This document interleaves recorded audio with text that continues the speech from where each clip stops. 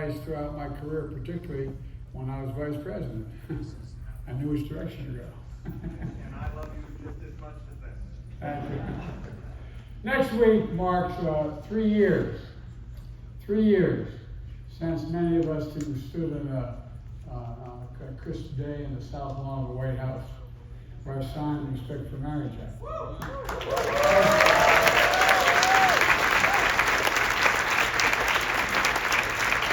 As the ceremony came to an end, the sun began to set. Rainbow lights lit up the portico of the White House. You know, the moment had an air of celebration, but also, quite frankly, for me and many of you, I expect, an air of relief. Relief. Finally, through the hard work, faith, counsel, sheer grit of folks like you in this room and so many who came before you, the momentous battle was finally won. Finally. And look, today, though, we know there's much more work to do. And the challenges ahead can feel daunting, particularly in the face of everything we're seeing coming out of this reactionary White House. You know, we're all here today for the same reason. It's all because we believe in the power of our democracy to pull the nation together. You know, our worst moments, actually, we're the only country in the world that's gone through every crisis and come out stronger than when we're in the crisis. Every time. America's the only country. Also, it's founded on an idea. We're unique, not a joke. It's not just, America. It's true.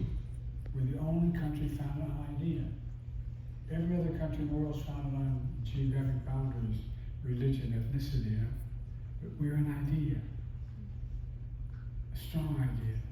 It's stronger and more powerful than any dictator or any army. That in America, we hold these truths to be self-evident. All men are created equal. All deserve to be treated with dignity and throughout their lives. And all of us, each and every one of us, deserves that. That's how I was raised. That's how many of you were raised, I guess, too. We've never lived up to that idea, though. We've never walked away from it. We've never walked away from it either. And so you've heard me say before, when I was growing up, whenever something bad happened, I used to be a stutterer and people made a lot of fun of it, a lot of those things.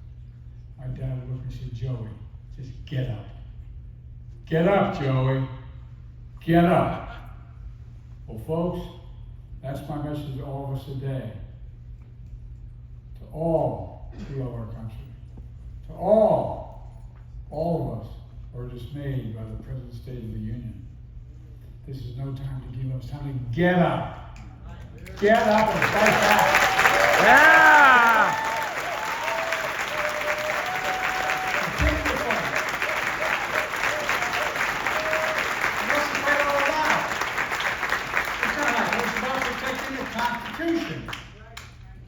It's about protecting the Constitution.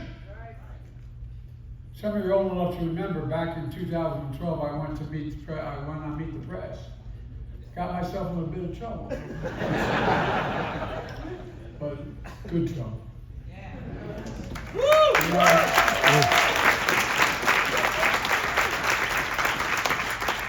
We remained silent. We had this whole plan to let things anyway. I told the truth. I expressed my support for gay marriage. A little earlier than some folks had been expecting it. Well, that comment got all the attention. I also told another story during that interview.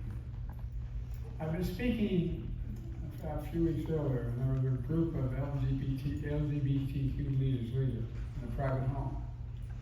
And during the Q&A period, and I was in that home, a gentleman stood up and said, Mr. Vice President, let me ask you a question. How do you feel about it? How do you feel about us? That's what he said. I turned to the gay couple who owned the house. I looked at both of them and I said, what did I do first when I walked in the door of their home? And they both said, you walked right up to our 2 children. And I turned to the person asking the question, I said to those children, I I wish every American, I mean this is from the bottom of my heart, I wish every American could have seen the love in the eyes of these two young boys for their dads. It was palpable. You could feel it. Because if they did see that, they'd never have any doubt about what this is all about. Folks, a lot has gotten lost in all the noise. With terms like DEI and being weaponized and people's basic identity turned into political football. Right now, in no small part because of the vitriol of this in our national debate, there are young people sitting alone at home as I speak, literally, behind closed doors,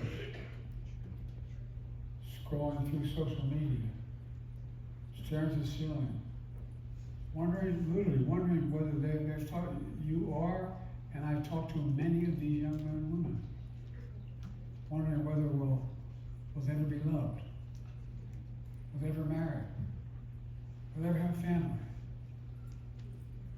ever truly be accepted for who they are. So my message to young people is this: just be you. Be who you are.